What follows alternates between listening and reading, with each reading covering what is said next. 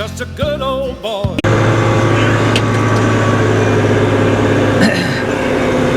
This is well, not day 2, was day 2 of filming me mowing, but it's day 3 actually of me cutting. I cut for the past 2 days. This will be the 3rd day in a row of cutting. I'm cutting just what we can square bale and get up in a day with just me hauling. I'm the only one that can haul unless my buddy can help us, but he's going to be out of town this weekend, and so I've got to try to haul it by myself. My dad cannot run the grapples. He's tried, he just can't do it, and my grandpa sure can't. Nothing, don't mean any harm to that, but they just they can't run them, we'll put it that way. So it's all on me to have to haul the square bales up if we do it.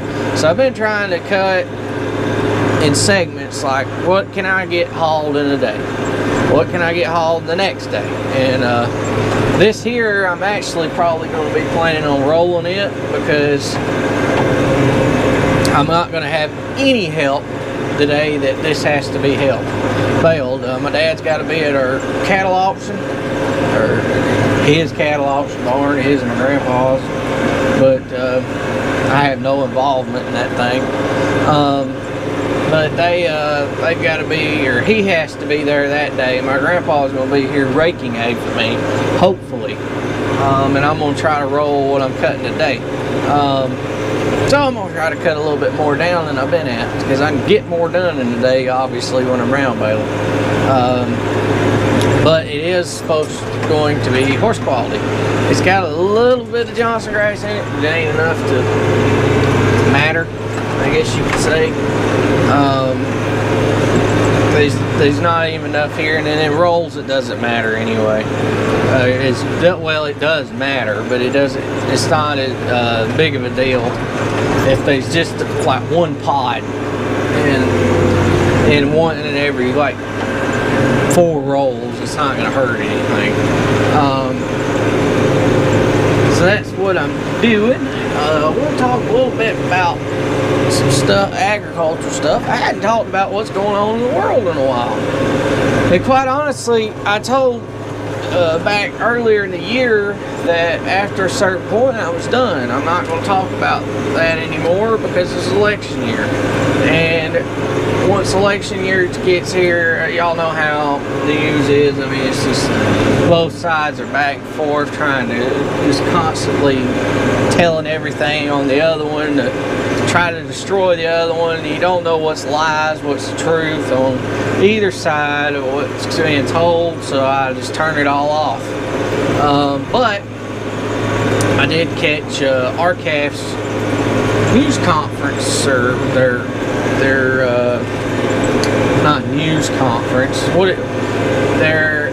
Every year they have this get-together thing where they go over what in the next year and have a bunch of speakers, what they're expected to do and all this stuff, or they'll go over what they did in the previous year for their members and everything else. And they have a lot of speakers come in and talk about different things, and new people that's helping join the cause to maybe help make things better for livestock people, and what they're trying to do and their outlook and what the issues are and what's the best solutions to try to help, and what they're working on. So it's basically what it boils down to. Well, they had several speakers there. I listened to 2,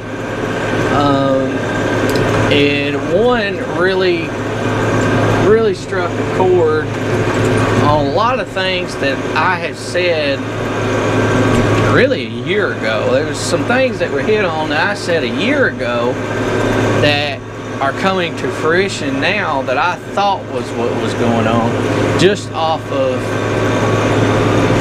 what I could see, or what looking at the industry and what I was thinking in the future was going to be the deal. And this guy basically nailed everything on the head.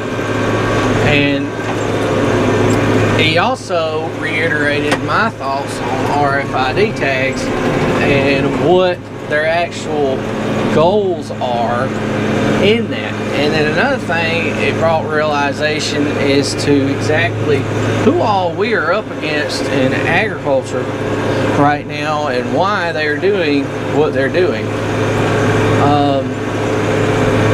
But we'll stick with RFID tags. We'll just go with that.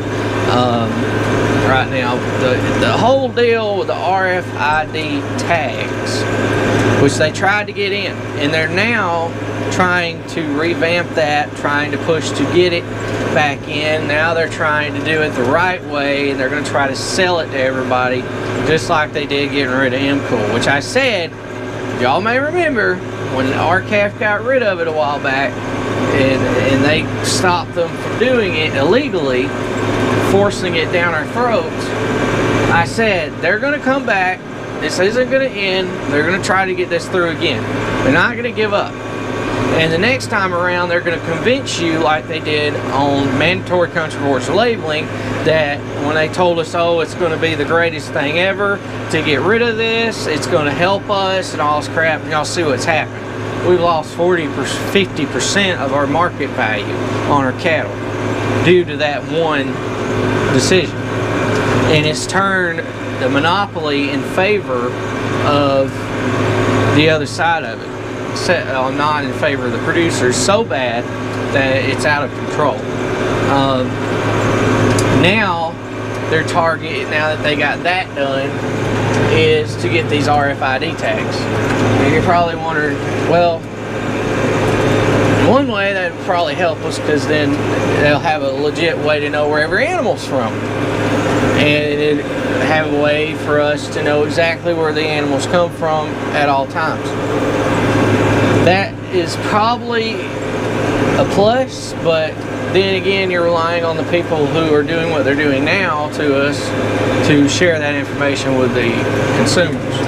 And if it's in their beneficiary, which it is, to not share that information and to claim that everything is product USA, just like they do now, no matter where it's from, what live, processed, whatever, already, and just sent in here, it's stamped product USA. Everybody knows that. If you've been watching this channel, you know that that's what goes on with beef.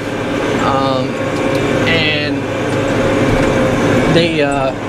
the end game with this RFID tag thing is to, once they get the tags in place, and overseas they've done this in certain areas. I don't know if they've went any further with it other than just getting it in place. But their end goal with what they're wanting to do with these tags is once they get them here in the U.S. The U.S. is the big chunk. It's like the half the piece of the pie. It's their end game. They really want us. The rest of the world, I'm not saying no harm, as far as the cattle industry goes, is small compared to us. We are the market that sells the most beef, everything. As far as consumers eating the beef, and then we have a lot of cattle here that's produced here. So they're wanting to get these tags so that way they know every animal. When it comes to the sale barn, it'll be scanned. They'll know exactly what that animal comes from, where it's from. Once it hits the ground, you've got to tag it. You've got to have a guy come out and make sure, a third party come out that you have to pay, by the way. Whoa! Make sure that you are in compliant with the requirements from the law. And if you do not tag these animals the way that the USDA requires you to, you will have hefty fines that you are going to have to pay if you do not put these tags in these animals as soon as they're born. And then everywhere they go from that point after, they will be scanned with a wand, and they will know and track everything that animal does. And you're probably thinking a whole host of things that's a bad thing, and there is a few positive sides, but there's not enough positive in our favor. Everything really in favor of that is in the Packers advantage. But the end game is, once they got that tag in you, once that guy has to come out and inspect that you are putting tags in right and everything else, then they have full control. You have no control anymore. Then they can start to levy out these requirements. You've got to feed it this. You have to get the feed from here. You have to do this on your farm. You have to do that on your farm. And if you do not comply, and the guy who comes out and inspects your tags is not saying you're complying, you cannot take that animal to the stockyard and sell it to go to the feedlots, to the packing houses. The packing houses currently control over 85% of the packing industry. Well, that pretty well means they control just about the entire packing industry. So you have little to no market. Doesn't this sound familiar to the hog guys from back in the old days? It's the exact same thing Tyson's did to the poultry industry, to the pork industry, and now they're going to do it to the beef industry, if they get this in. They can levy all this stuff on us that we have to do. They have full control, and if you don't go and do what that guy that comes out, the third party guy that you have to pay to come out and do check, and you don't get a signed off certificate that you've done all this stuff, then you can't sell it really in the livestock market. Well, where are you going to sell it? That's the problem. And in order to make a living in the livestock industry today and be profitable, you have to sell it. And the problem with those tags are, even if you sell it to your neighbor, see, a lot of y'all probably already think, well, I'll just sell it to my neighbor or sell it to somebody else and not deal with it. Well, that's the problem. The USDA is going to be involved in this, and they're going to require that this stuff be done. So now you're in the position that you can't sell it to your neighbor and then him take it to the sale, or you can't sell it to this person and them do something with it, because your name is always tacked on that tag that's in that animal, and it has to be there. And from the time that that person buys it, they'll go back and look, well, this animal's been struck down. You can't do this here. It did not meet compliance from day one for what it needed. So it's not in compliance with what we're requiring, and then that animal's worthless. You get where they're going with this? It's full control from the time it hits the ground to the time it hits the plate. And they are going to dictate everything you have to do. And the thing that hit me that I said a year ago, and if y'all, I know there's a lot of y'all still watches me to this day from then. Y'all may recall, I said there's gonna come a day when the hay industry is gonna be next, and we're gonna have to be certified, and there is going to be a health inspection process on our hay that it was certifiedly done the correct way. And we're going to be required to do certain things out in the field when we're baling hay, and how we sell it, and everything else that's going to go in, and the government's going to mandate it on us, just like they did to cattle, and they're going to stick their finger in the pot to make money off it. It's coming. This guy said, I'm going to give you an example. He said, the guy you buy your hay from, he's going to have to be certified, or they will not allow you to buy hay from them. Ding, ding, ding, ding, ding! Light went off. There it is. There it is. It's coming. It is coming. It may be 10 years from now. I don't know when. But they are going to try. It's probably going to take them a little while to get it set up. But as soon as they get those RFID tags in, it's going to start. Because then they control everything. And a lot of people think, well,